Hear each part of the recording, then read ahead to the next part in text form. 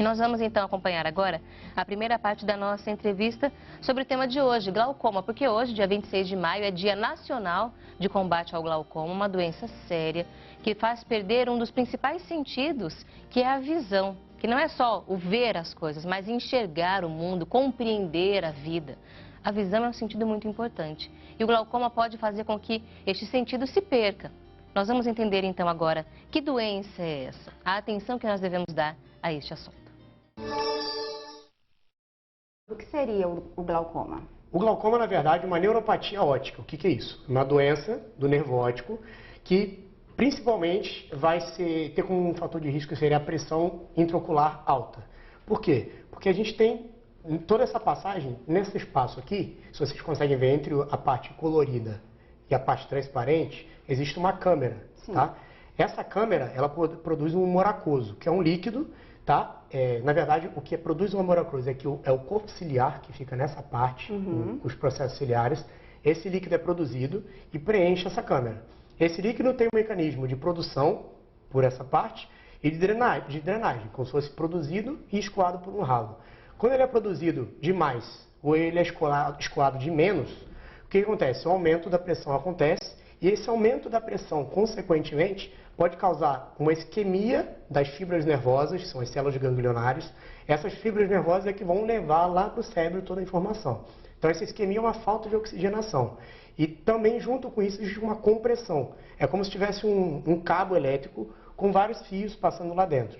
Quando existe um aumento da pressão, esses fios tentam expandir e com isso vai perdendo, essas fibras nervosas vão perdendo a função e morrendo. A gente chama de morte celular. Então, com isso, o glaucoma vai, aos poucos, a visão progressiva de fora para dentro, a periferia a gente vai perdendo.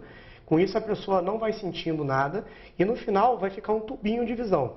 Quando fica um tubinho, aí a pessoa vai perceber. E como você disse, é a principal de cegueira irreversível. Então, quando chega nesse momento que já está muito avançado, a gente não consegue nem tratar, nem reverter. E sim, do glaucoma a gente consegue estabilizar.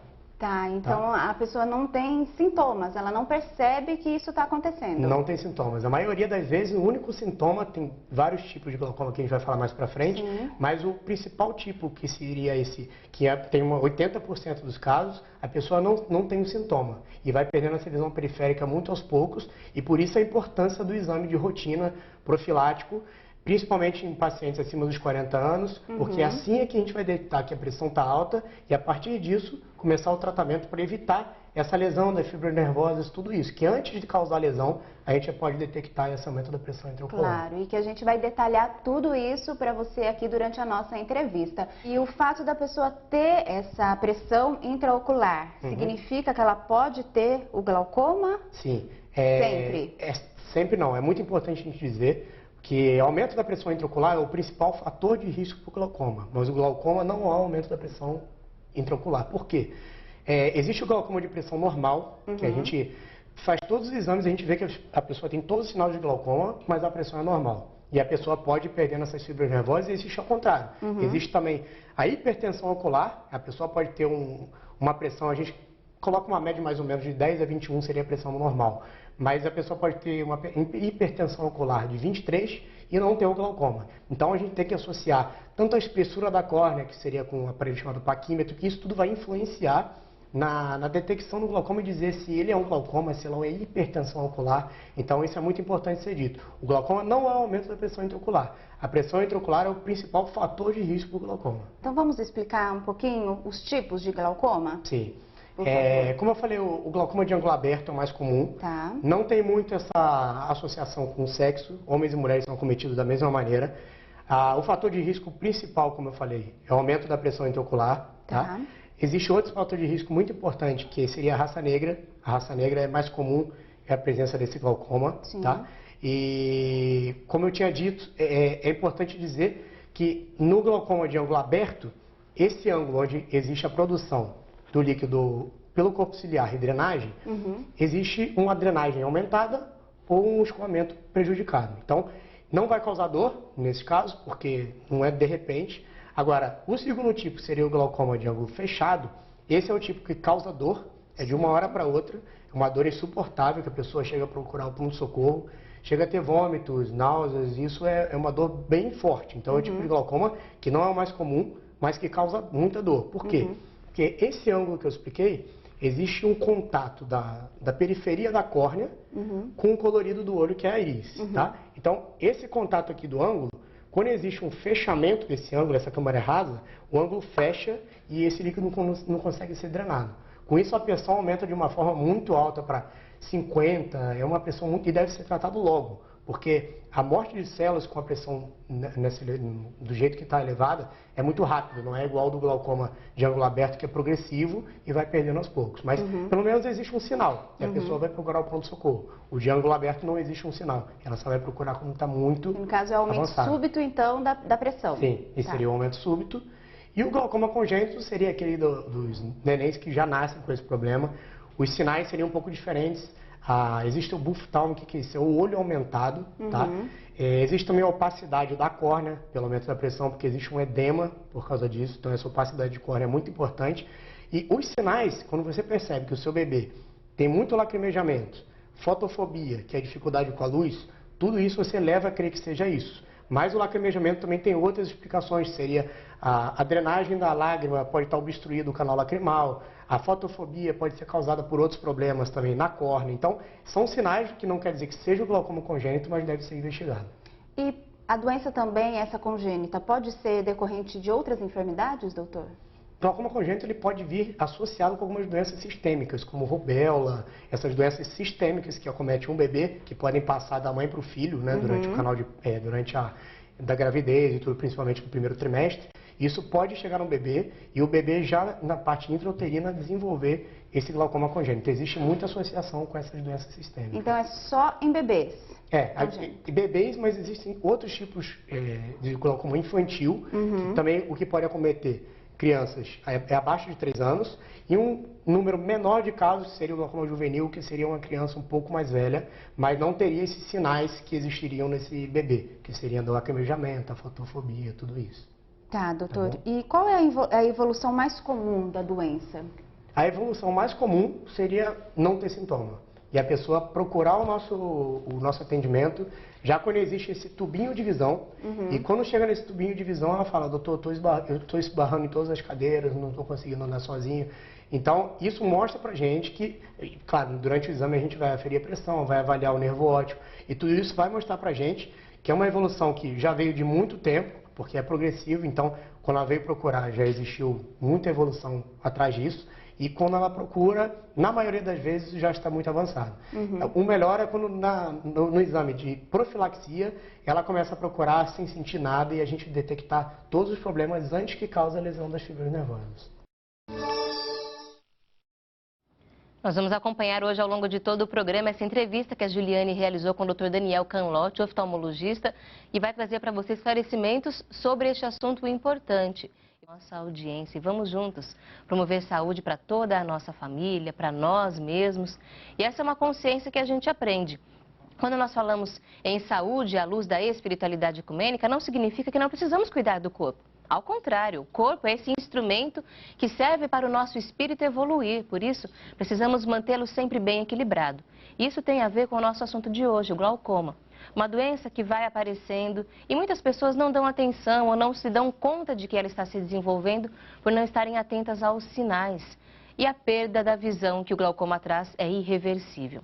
Devemos agir, então, antes que isso ocorra, e é por isso que nós estamos falando sobre o assunto. Hoje também é Dia Nacional de Combate ao Glaucoma, um dia de conscientização de todos os brasileiros. E a gente vai continuar acompanhando agora a entrevista que a Juliane Nascimento realizou com o Dr. Daniel aqui na cidade de São Paulo. Bom, doutor, quais fatores que podem contribuir para o surgimento da doença do glaucoma? Sim, o primeiro fator, como a gente conversou, seria a idade. Acima de 40 anos é o mais comum, principalmente esse do ângulo aberto. Além da idade, a gente pode falar de raças, principalmente a raça negra seria o mais comum do ângulo aberto. Os asiáticos seria o glaucoma de ângulo fechado. Então é importante fazer essa diferenciação.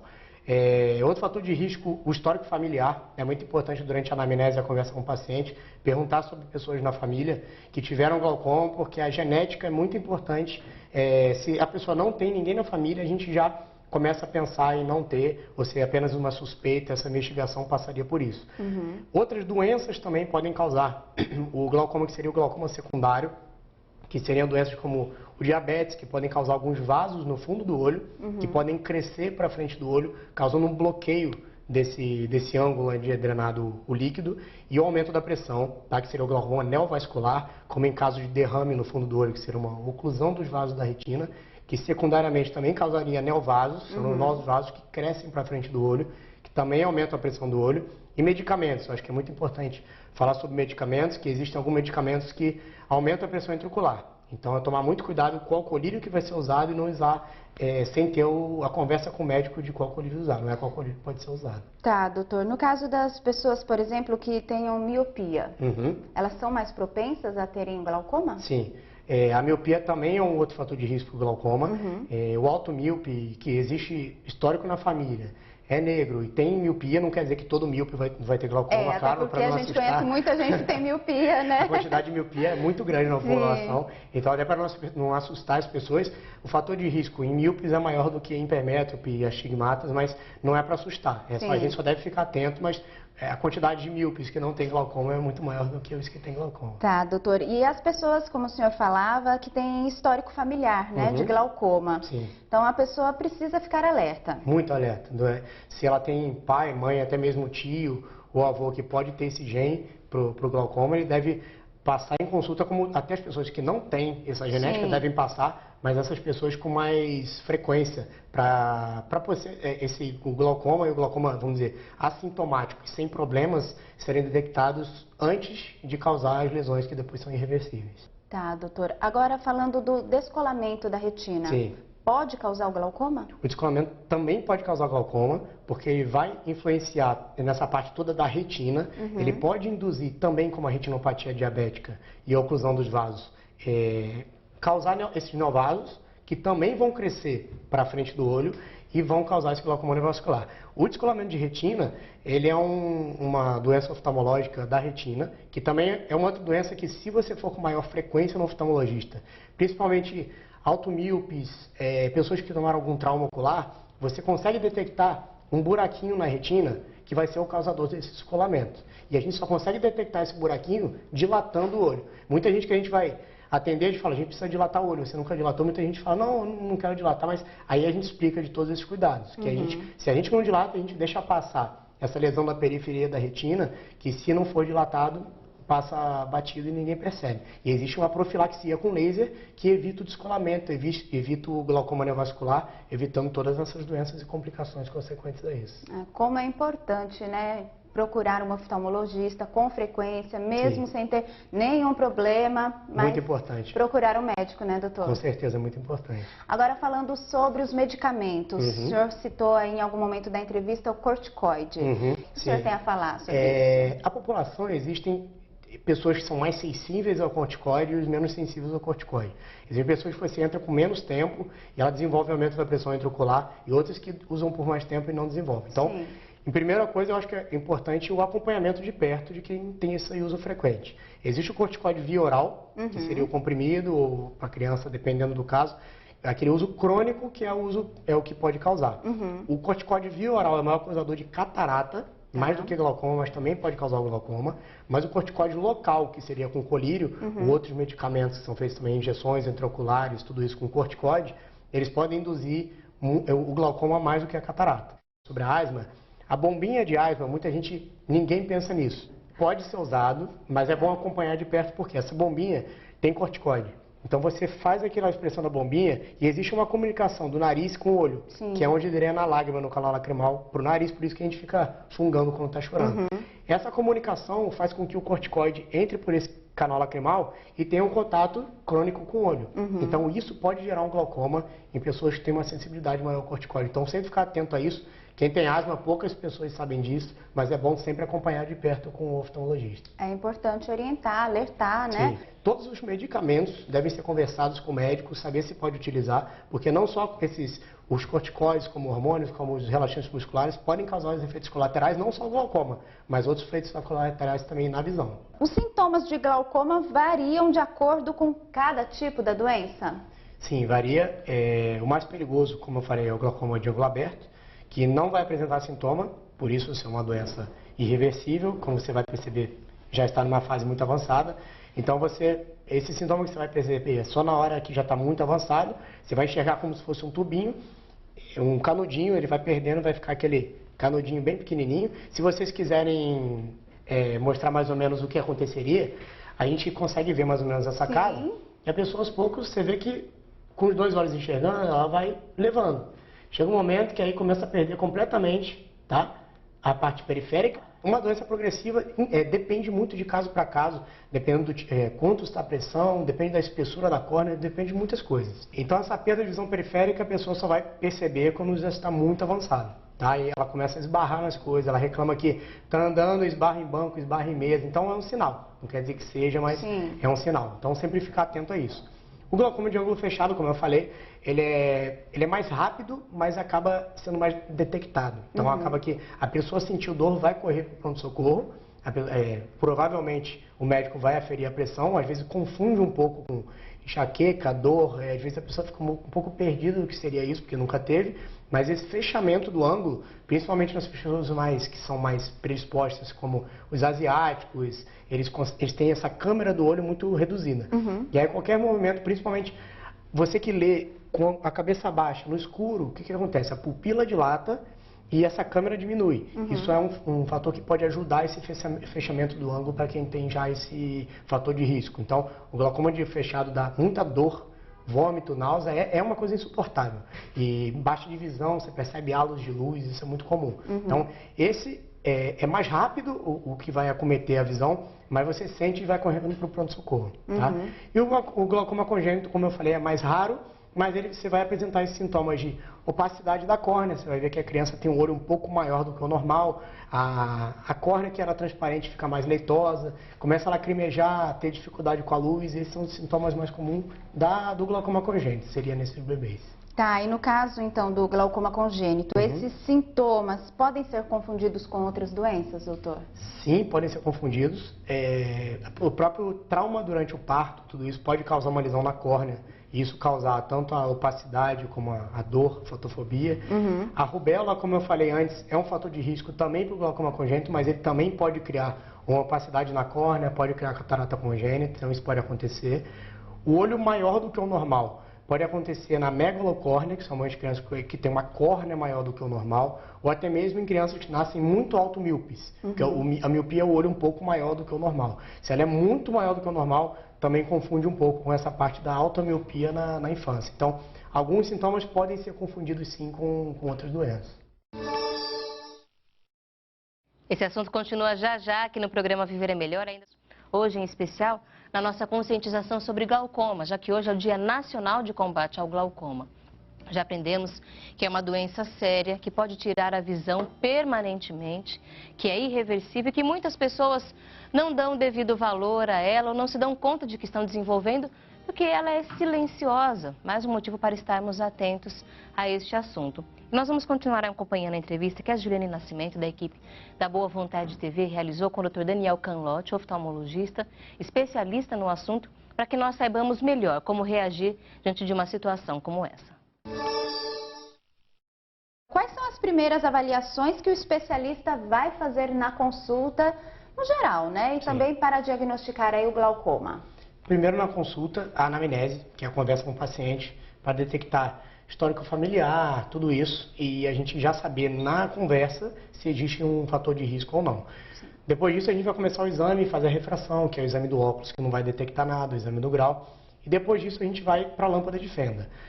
Na lâmpada de fenda, a gente consegue fazer diversos exames, tá? A gente consegue detectar se essa câmera que eu expliquei, ela é estreita ou ela é profunda. Isso a gente já consegue ter uma ideia sobre glaucoma de ângulo fechado, de ângulo aberto. Depois disso a gente consegue também aferir a pressão do olho, que seria com a tonometria de aplanação. Que é isso? A gente chega com um aparelhinho, tá? Que é o tonômetro de Goldman. Ele chega até, a gente pinga o anestésico e um corante de fluoresceína, tá? Só mostrar para vocês para ficar mais fácil. Esse seria o exame da tonometria. Esse aparelhinho chega perto do olho, tá? E aqui você vê que tem um contraste. Isso é o que o médico vê. Esses dois semicírculos você vai girando do aparelhinho até chegar em milímetros de mercúrio, a força que você está fazendo de fora para dentro é a mesma força que o olho está fazendo de dentro para fora. Então, indiretamente, você consegue detectar essa pressão intraocular. Então, quando esses semicírculos se encontram, mais ou menos, seria aquela pressão que você tem que olhar no aparelhinho a quanto que chegou. Esse seria a pressão intraocular medida com tonômetro de aplanação. Existem vários outros tipos de tonômetro. É claro que criança a gente não vai conseguir medir assim. Sim. Então é como se fosse uma canetinha que a gente chama de tonopen que chega e afere a pressão. Existe o tonômetro de sopro, que você encosta a cabeça e o queixo e você fica olhando numa imagem e de repente vem um sopro. Só que esse sopro hiperestima um pouco a pressão. Ele é mais usado para, vamos dizer assim, fazer uma triagem. Você vai... Todo mundo deu uma pressão boa. Se uma pressão deu alta, você vai levar essa pessoa para o tonômetro de aplanação e confirmar se essa pressão que foi vista no tonômetro de sopro é real ou não, porque em muitos casos ela pode falsear. Outros problemas como força na hora de você medir, aquela pessoa que faz força que não deixa você medir pode hiperestimar a pressão. Tudo isso pode dar um certo falso positivo, falso negativo durante o exame. Mas é o exame que é o principal exame, que vai detectar a pressão intraocular. Sim. E eu consigo fazer esse exame já no consultório? Eu digo que faz parte do exame, vamos dizer, básico, principalmente das pessoas acima de 40 anos. É necessário fazer mesmo que a pessoa não fale nada, não tenha sintoma, é necessário fazer essa tonometria, tá? Outro exame importante seria o fundo de olho ou mapeamento de retina. O que seria isso? A gente consegue ver o nervo óptico. Tudo isso que eu expliquei do nervo óptico lá do fundo do olho, o que acontece? No fundo do olho a gente consegue detectar isso daqui. Isso aqui é a escavação do olho. É como onde entram as fibras nervosas e os vasos. Quando essa pressão ela vai aumentando essa escavação e vai ficando mais profunda. Isso é um sinal que leva a gente a crer que a pessoa pode ter glaucoma. Por que existem as suspeitas de glaucoma? Em muitos casos a gente fala que a pessoa, você tem a suspeita, mas não é certeza ainda. Porque muitas pessoas já nascem com essa escavação aumentada. É algo genético e não é glaucoma. Então a pessoa tem a escavação aumentada, mas pode não ter glaucoma. É um sinal, ainda mais quando a escavação é aumentada, mas não é de uma forma muito grande. Uma proporção normal seria 30%, que a gente chama de 0,3 desse tamanho da escavação em relação ao nervo óptico. Isso é detectado no fundo de olho, além de outros sinais, que seria a perda de fibras nervosas, em volta desse nervo óptico, uma atrofia. Tudo isso são sinais que levam a gente a crer que pode ser glaucoma. Mas nenhum desses fala, isso é glaucoma. Até uma hemorragia no nervo óptico são sinais que, juntando todos eles, a gente pode dizer, essa pessoa tem glaucoma, não tem, é um glaucoma de pressão normal, é só uma hipertensão ocular. Então, esses são exames que a gente consegue fazer na hora, sem problema nenhum. Outros exames que vão guiar a gente para isso seria a paquimetria. O que é isso? A gente chega com uma canetinha perto da córnea, que seria o transparente do olho, e essa canetinha consegue medir a espessura dela. Então, o que acontece? Se ela é muito espessa, você precisa fazer mais força para aferir a pressão nesse tonômetro de aplanação. Então, na verdade, ela está falseando para mais a pressão. Então, a gente tem que fazer um cálculo para diminuir a pressão que você achou para uma pressão menor, porque tem essa certa associação. E quando é muito fino, ao contrário, você acaba fazendo menos esforço, você acha uma pressão mais alta do que, você faz uma conversão para uma pressão mais alta do que você achou. Isso é muito importante também, tá? Existe a curva tensional diária e a sobrecarga hídrica. O que é isso? A curva tensional diária é sobre aquilo que eu falei durante o dia todo. Às vezes a pessoa vem no final do dia, afere a pressão, ela está 18, no começo do dia ela está 25. Certo. Então você fala, tá bem, todo mundo embora, só que na verdade de manhã ela dá com a pressão muito mais alta. A sobrecarga hídrica, você faz a pessoa tomar uma quantidade rápida de líquido que faz a pressão do olho também aumentar. Eu prefiro a curva tensional do que a sobrecarga hídrica. Eu acho ela mais fidedigna, mas cada médico usa uma forma. Ela dá mais trabalho, que o paciente vai ter que ficar do dia todo, ou ele vai ter que vir um dia de manhã, outra tarde, outra noite, dá mais trabalho. Sobrecarga hídrica é tudo no mesmo momento.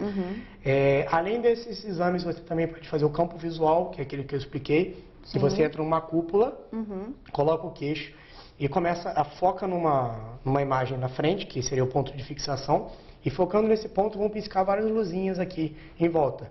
E aí, conforme a pessoa vê a luzinha, ela aperta. Se ela não vê, ela não aperta. Só que esse exame também, que não está acostumado a fazer, existe o efeito aprendizado. O que é isso? A pessoa não sabe fazer, começa a apertar a hora que não tem que apertar, então a gente consegue ver isso no resultado dos exames. Eu digo que a gente só consegue levar em consideração que o resultado desse exame é a partir do terceiro, que tem esse efeito aprendizado. Então, muita gente faz o campo visual, olha o resultado e vê que eu tenho glaucoma, que vai aparecer exame sugestivo de glaucomatoso, mas pode não ter. Então esse é o campo visual. Além desse, existe um OCT, que é tomografia de coerência óptica, que vai aferir as fibras nervosas do olho, que antes de causar a lesão no campo visual, a gente consegue perceber essa perda das fibras nervosas no OCT. A gonioscopia, que você consegue aferir esse ângulo do olho, se ele é raso, se ele é profundo, isso a gente também consegue fazer para diferenciar o glaucoma de ângulo aberto ou de ângulo fechado que ainda não teve a crise, mas que a gente pode detectar e até fazer uma profilaxia antes de que tenha crise. Então, esses exames são alguns exames, além desse tem vários outros, mas eu acho que os principais assim a serem falados seriam esses. E, doutor, então na primeira consulta é possível já diagnosticar o glaucoma? Sim, é possível, mais facilmente em paciente que já tem um glaucoma avançado. Ele vai chegar a uma pressão alta, com uma escavação muito grande, com histórico na família, então não tem como você errar. Mas em outros casos a gente precisa de outros exames complementares para ajudar nessa investigação, quando está muito no início. Quando já está muito avançado é fácil de detectar no exame de rotina, agora não pode deixar passar. Tem gente que vai em qualquer lugar, afere o grau do olho, fala, agora estou enxergando, não faz nem a tonometria, nem o fundo de olho, assim com certeza não vai ser detectado. E nós continuamos também aprendendo mais sobre o nosso assunto do dia, que é glaucoma. Hoje é um dia nacional de conscientização sobre esse tema. E a gente continua conversando com o Dr. Daniel e a Juliane, que foi representar a nossa equipe lá no consultório do Dr. Daniel, para ele explicar para a gente mais sobre essa doença. Bom, doutor, o que a gente pode falar sobre as formas aí de tratamento? Sim, primeiro, sempre dividindo de cada tipo de glaucoma, né? Sim. O glaucoma de ângulo aberto, eu diria que a gente tem que agir aonde? Tem que agir tanto na produção, diminuir a produção do processo ciliar ou aumentar o escoamento. Então, os medicamentos que a gente vai usar, primeiramente os colírios e hipotensores, a gente sempre começa com os colírios, tá? Então a gente vai diminuir a produção ou aumentar o escoamento, tá? Então, o que a gente vai fazer? Existem os colírios com os beta-bloqueadores, tá? Que vão agir na produção. Existem os alfa-agonistas que vão agir na produção e aumento do escoamento. As prostaglandinas que vão agir no aumento do escoamento da uveo escleral, que a gente chama. Então, tudo isso são colírios que vão agir em várias partes. Então, eles podem ser usados separados ou podem ser unidos se só um não está dando conta. Então, a maior parte do tratamento é por colírios? A maior parte do tratamento é por colírio. Tá. Então, a gente usa um, a gente viu que não ficou bom, é um colírio mais fraco, você pode ou trocar por outro de uma outra classe, ou você pode associar colírios. Tem gente que usa todos os colírios possíveis, existe até colírios associados de um com o outro, para não ter várias vezes ao dia ter que usar vários colírios. Então, a gente tenta fazer isso para poder diminuir a pressão. Usando esses colírios, você afere a pressão. Se não diminuir o suficiente, existe um tratamento a laser, que é feita a trabeculoplastia. A trabeculoplastia você vai agir no escoamento. É como se fosse feito um furinho com laser, tá? É um procedimento, não é certo, uma cirurgia, que é feito uma lâmpada de fenda e uma lente, que você vai jogar esse laser e ele vai fazer um furinho para aumentar esse escoamento do líquido que não está sendo drenado direito. Esse é um outro tipo, que é a trabeculoplastia laser. E os outros dois tipos são cirúrgicos, que seriam a trabeculectomia. O que é isso? Você cria um contato dessa câmara anterior com a parte, vamos dizer, essa parte branca do olho e cria uma bolha filtrante. O que ela vai fazer? Ela vai drenando esse líquido da câmara anterior para essa bolha, só que a gente tem que acompanhar sempre de perto, que em muitos casos você está drenando muito e a pressão fica muito baixa, ou então você está drenando um pouco e a pressão está alta. Então existem uns mecanismos no pós-operatório que você consegue aumentar o escoamento dessa bolha ou diminuir. Então existem, depois da cirurgia, outras coisas a serem feitas. E o uso da válvula. Essa válvula é implantada também na câmara anterior, tá? E ela também vai levar o escoamento desse líquido para a parte de fora do olho. Então são os mecanismos que a gente tem para o glaucoma de ângulo aberto, tá?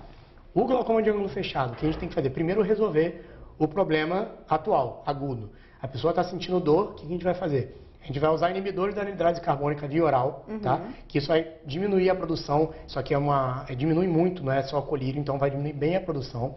A pessoa vai chegar com dor, com edema na córnea, com uma inflamação, então existem colírios que vão diminuir a pupila, você vai deixar ela fechadinha para aumentar o escoamento também.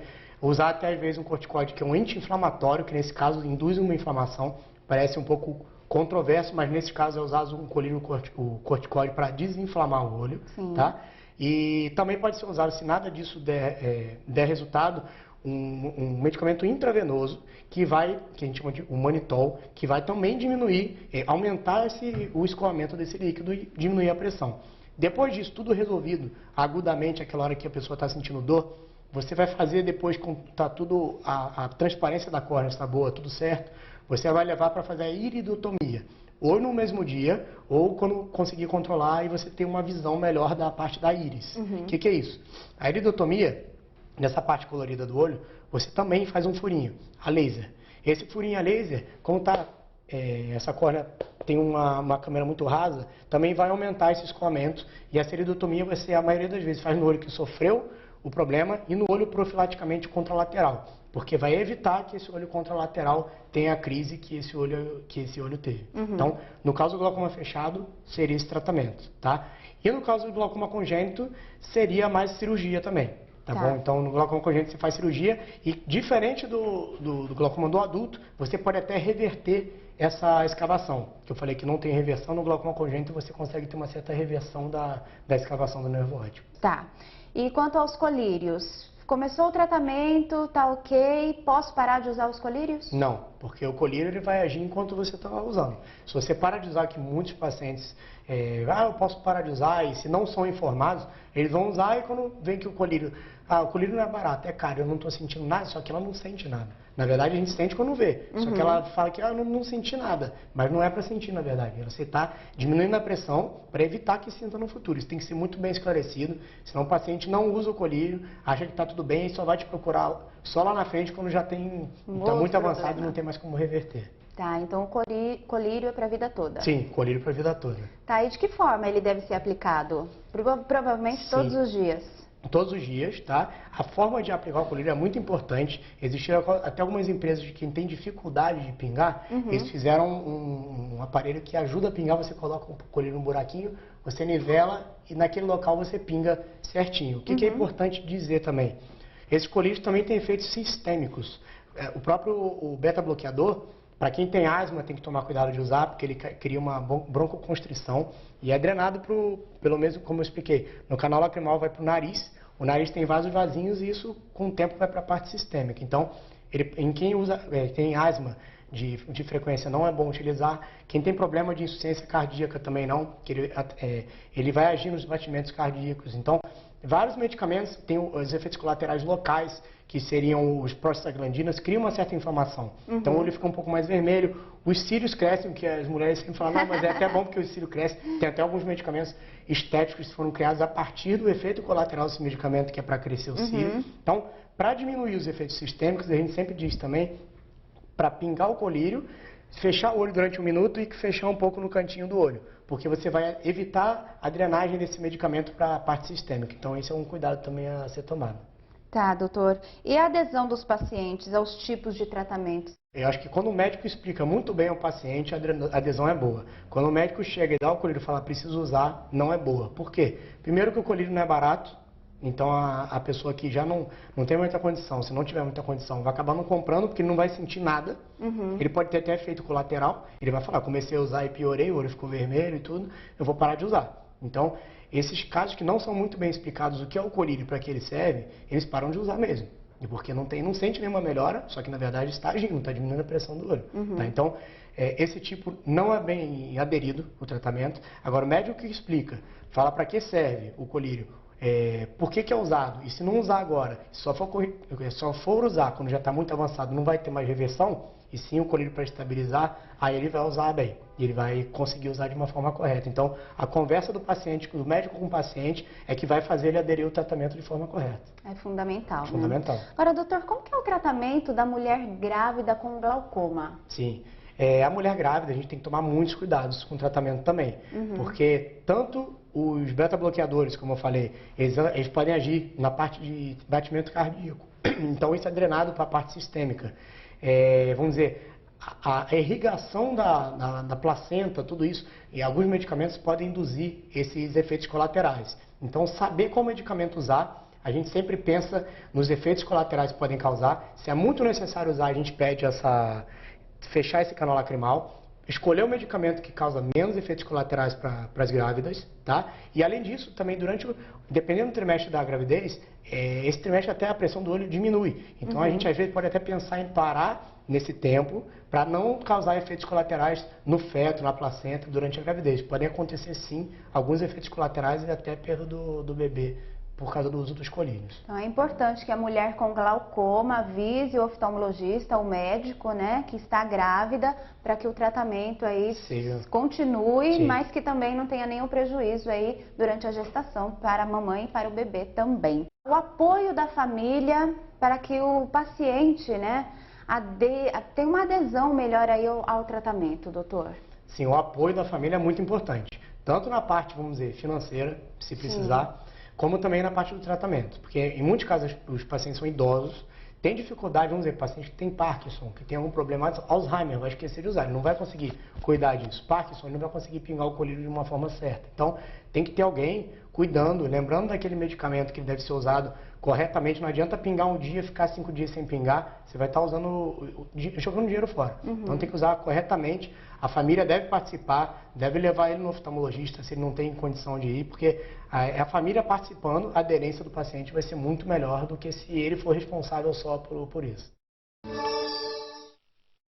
A conversa continua em instantes aqui na nossa programação e lembrando sempre da importância de você fazer as visitas frequentes ao seu oftalmologista, de ter os exames de controle, acompanhamento necessário. Se tem histórico na família, ainda mais, mas mesmo que você não tenha histórico, que esteja com a visão ótima, faça esse acompanhamento, tire suas dúvidas. É sempre importante ter o auxílio destes especialistas. E a gente continua agora em busca de informação sobre o nosso tema do dia, que é glaucoma, para que nós consigamos promover a prevenção do problema. Será que dá? E o que mais a gente pode fazer para evitar a doença? Vamos acompanhar a última parte da entrevista de hoje. Estamos conversando com o oftalmologista, doutor Daniel Camelotti. Bom, doutor, acho que durante a nossa entrevista, e é bom a gente reforçar que a melhor forma de combater o glaucoma é visitando periodicamente o oftalmologista. Sim. Com certeza. Não tem outra forma. Não tem outra forma. Visitando o oftalmologista com aquela frequência de pelo menos um ano mesmo sem sentir nada, ou se tem algum problema a frequência aumentar, mas essa visita ao oftalmologista, essa profilaxia é o que vai impedir a cegueira. E isso vale para criança, adultos, idosos? Sim. Criança, é importante falar também, muita gente fala que quando que eu levo a minha criança no oftalmologista? Desde a maternidade já é feito o exame do teste de reflexo vermelho que você detecta algumas doenças. Então, a criança já é examinada desde a maternidade. E eu digo que passar no oftalmologista criança é muito importante até durante o primeiro ano, eu sempre digo de ano em ano, por quê? Porque depois de 7 anos, a criança pode enxergar bem de um olho e do outro não.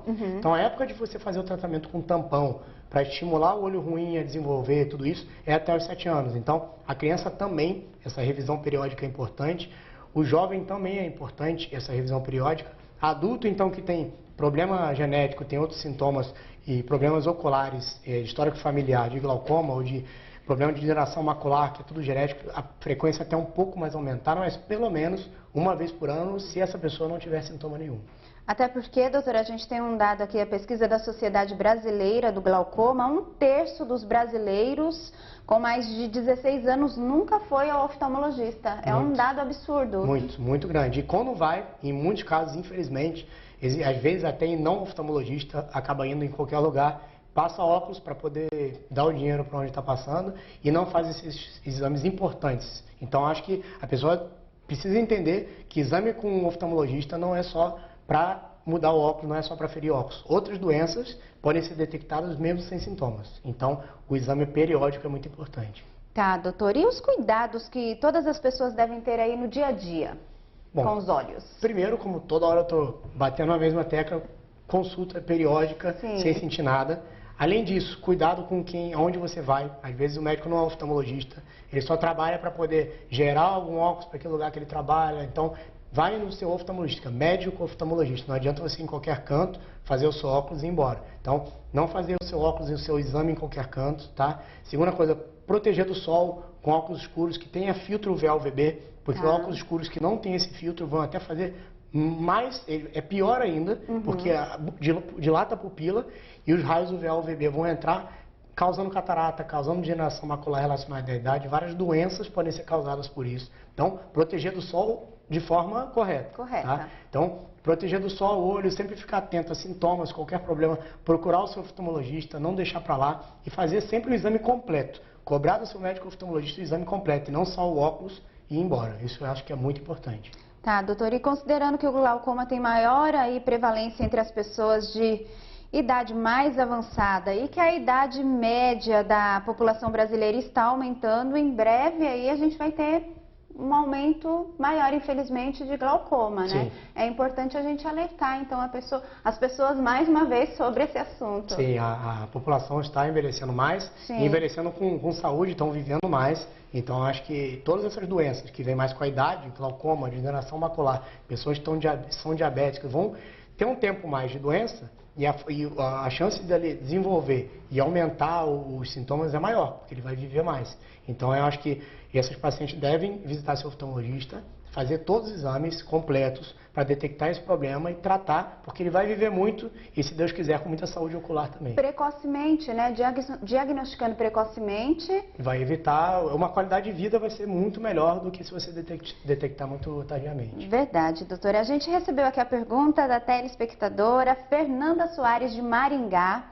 Ela pergunta o seguinte, doutor: o controle de peso e a redução do açúcar no sangue tem reflexos positivos na saúde ocular? Então, Fernanda, tem reflexos positivos porque, primeiro, o controle de peso, a obesidade vai gerar hipertensão arterial, vai gerar diabetes, tudo isso pode causar problema no olho, porque a hipertensão arterial pode causar problema no nervo óptico, pode causar um derrame no fundo do olho, que é a oclusão da retina, o diabetes pode causar uma retinopatia diabética, então tudo isso, ela fazendo esse controle da obesidade e controle de problemas de saúde sistêmicos, vão evitar problemas oculares mais graves no futuro. Muito bem, tá aí a sua resposta, Fernanda Soares de Maringá. E a gente tem mais uma pergunta do telespectador Bernardo Fonseca, de Feira de Santana, na Bahia. Ele pergunta o seguinte: a luteína é realmente importante para a saúde dos olhos? Em quais alimentos encontramos essa vitamina, doutor? Bernardo, a luteína é muito importante sim, como a vitamina A, a vitamina C, a vitamina E, a zeaxantina, tudo isso é importante, por quê? Porque todo o olho, e principalmente a retina, ela tem um metabolismo. E se você acumula muito radicais livres, que é como se fosse depósito de gordura, isso pode gerar algumas doenças, principalmente, como eu falei, a degeneração macular relacionada à idade. Que é conforme a idade dessa pessoa tem esse depósito dessas gorduras, e essas vitaminas vão fazer com que ela deposite menos gordura, menos drusas, que a gente chama nessa parte da retina, e os radicais livres diminuam, tendo uma evolução muito menor desses problemas. Então, o uso de você comendo muito peixe, vegetal, folha verde, principalmente cru, vai fazer bem, porque vai ter uma quantidade muito boa de todos esses componentes. Muito obrigada, doutor Daniel Canlotti, oftalmologista, especialista em retina pela Universidade de São Paulo. Obrigada a Juliane Nascimento, da equipe da Boa Vontade TV. Obrigada a você que continua com a gente